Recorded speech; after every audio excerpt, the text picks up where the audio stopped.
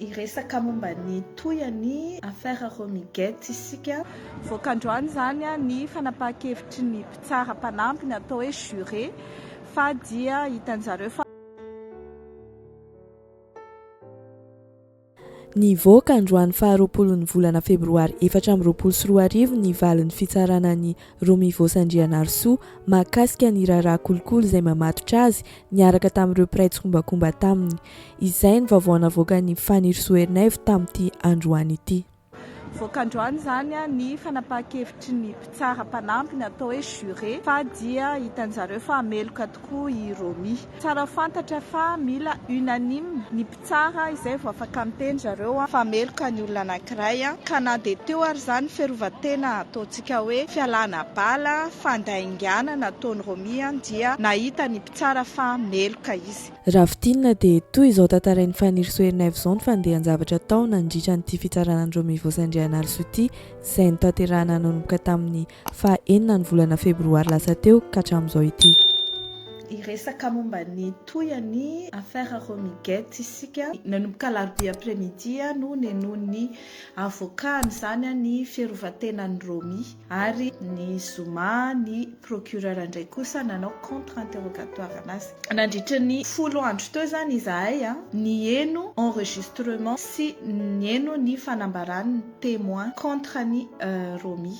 Ny ligne de défense ny Romy zany hoe fiarovan-tenany zany dia hoe za tsy nanao ninina, za tsy nanino tsy naninona, za tia ny Madagasikara, za miasa ao amin'ny gouvernementa, tsy nanao afa-tsy niasako ary iza dia manampy ny malagasy mba hivoatra hiala ao anatin'ny fahantrana araky ny politika gouvernementale izay entiny Rajoelina. Dia milaza izy fa tsy nandray vola mihitsy ary tsy nangataka vola mihitsy ho azy tamin'ny orinasa Gemfield. Matsaro be mihitsy izy eo voafitaka fa natoko be any Philippe Tabuteau. Tamin'ny fotoana nanaovana ny contre interrogatoire ny Romy Voasy ihany koa dia mbola tsy niova mihitsy ny zavatra nilazainy fa mbola mody fanina foana izy. Ravitinina dia toy izao ny zavatra nitranga tao. Enao ve Romy dia sa mandaingy tsy aleo ve mba miaiko ny elokibabona mody rariny efa hita daholo ny proof sy ny témoin teo dia mbola sanao mandaingy amin'ny varotr'olona mpitsanganana eto masin'reto olona be dia be misy gasy be dia be reto. Le vola izay angatahany zareo ony dia anaovana asa soa le 10 000 nangatahany sy le 5% izay angatahany sy le 25% izay angatahany zareo nampanaoviny sonian'ity orinasa Gemfield ity dia hoe anaovana asa soa ao a Madagasikara ary le 25% omena ny État malagasy fa ny une partie an'io dia omena orinasa privé dia le orinasa privé manao an'le asa sosialy satria zany no fatao any Madagasikara. Fa tsisy resaka corruption mihitsy zany zavatra nataony zany fa tsy haino ny hoe corruption zany zavatra. Fa ny masaka ao an-tsainy dia hoe ty investisseur ty dia investisseur matanjaka mila miasa ny Madagasikara ka izay fomba ahafahana mampanao sonia anazy taratasy anaovana investissement ao Madagasikara ny tanjona dia tsy dia ny échappé anazy daholo ny pitsopitsony rehetrarehetra. Dia nahatonga azy nanaiky tandeha tany Londres tamin'io ony dia satria hoe hanao sonia an'le contrat anome 25% ho an'ny malagasy izay mandeha any amina orinasa privé. Tsy nisalasala mihitsy koa i Fanny Soernaive namoaka ny fihetseham-pony mahakasika an'izany valim-pitsarana izany satria tena namoaka ny marina sy ny rariny tokoa ny fitsarana tany Londres fa tsy mitovy amin'ny fitsarana izay hitantsika eto an-toerana eto Madagasikara. Tsy faly fa meloka izy fa faly fa tsy voafitaka ny fitsarana. Faly zany fa au moins mba teo anatin'ity ataontsika hoe ao anatin'ny fiainan'ireo mpitondra ireo mba nisy tsarana nahita ny agegeny zareo ary tena hoe raha ohatra zany ka mitavozavoza ny marina dia mety ho resiny lainga tsara lahatra zany foana zava-misy any Madagasikara. Ny raha ny zavatra taty aloha dia hoe tena tsy tahotra tsy menatra Romy sy ny avokany mandaingy nefa ny olona manao fianianana tsy mba mieritreritra kory hoe aleo mba ny elokibabona moderarina hoe zao. Ary raha nitoizan'ny NCA lavidavitra ny fifampiresana nataony zareo tamin'ny Romy dia tonga hatrany amin'ny Andry Rajoelina io ary dia tratra ambody omby mihitsy angamba ny Andry Rajoelina ho nanao kolikoly fa saingy nalaky najanony zareo le processus dia hatreo amin'ny Romy sy Tabuteau ihany. Raha araka ny vaovao navoaka ny Fanirisoa Ernaive ihany dia mbola miandry daholo zany sika zao hoe inona daholo ny sazy ho azon'ny Romy Vosy Andrianarisoa ity sy ny namany Philippe Tabuteau. Raha tsy haivina moa dia fantatra fa nandainga nanomboka tamin'ny voalohany ka hatramin'ny farany fa tsy meloka tsy nanao kolikoly izany mihitsy na dia tao aorian'ny fianianana nataony teo imason'ireo mpitsara nanoloana azy aza i Romy Vosy Andrianarisoa. Dia amin'ny 18 mars fa mbola confirmé satria nangataka ny procureur hoe mba entre 18 28 mars zany no hivoaka ny didy fa mbola confirmé zay daty zay. Dia omenay anareo hoe firy taona ny sazy na firy ny sazy azon'ny Romy sy mazava ho azy i Tabuteau koa amin'izay fotoan'izay. Naneho ny heviny manokana ihany koa izy izay mitodika any amin'ny fitondrana malagasy amin'izao fotoana izao manoloana n'ity tranga ity.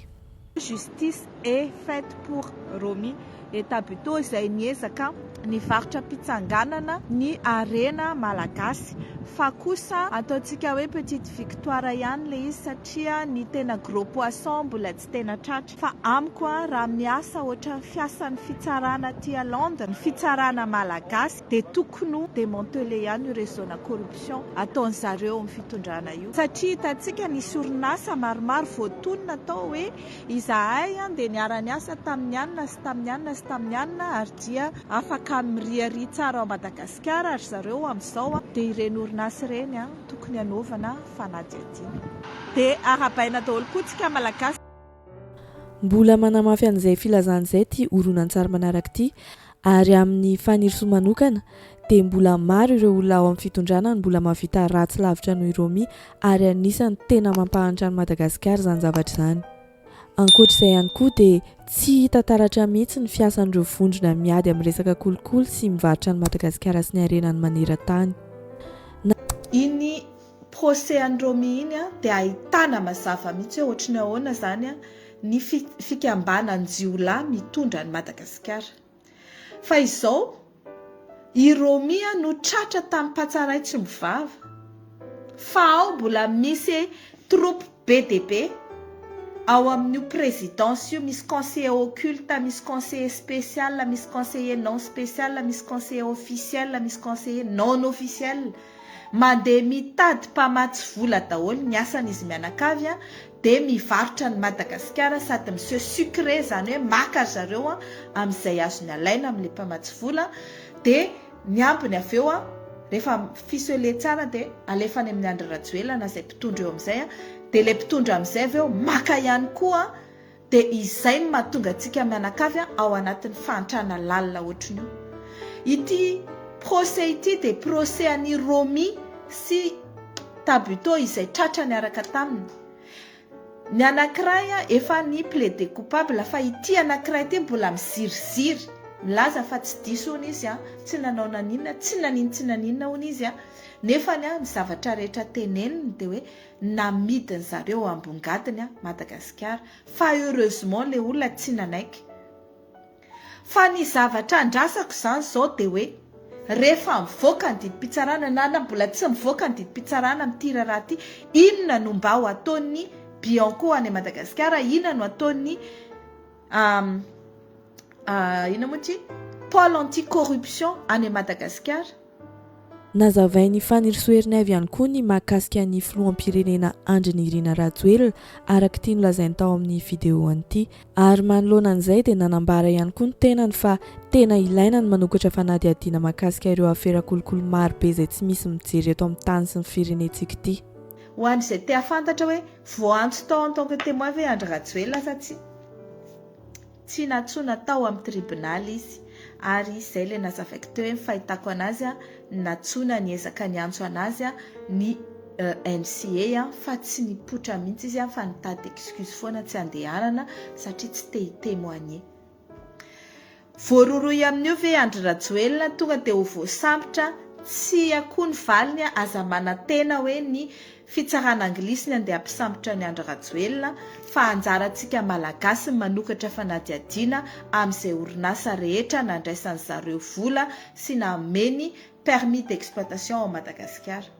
Ao aorianan'ity procès Andromy ity dia tokony isy fanadihadiana misokatra amin'izay arany tokony isy fitoriana mirarakompana ao Madagasikara hitorinan'ireo olona rehetrarehetra izay tokony ho voasaringotra de près ou de loin amin'ny famarotana ny harem-pirenena ao Madagasikara. Tsy voatery hoe Jamefield ihany, tsy voatery hoe ny Jamefield nefa vitany tany amin'ny fireneny fa neo hafa mbola ao Madagasikara reo ahoana. Izay indray ny vidéo androany, aza dino manisy j'aime sy misabone amin'ny chaîne amin'ny manaraka indray.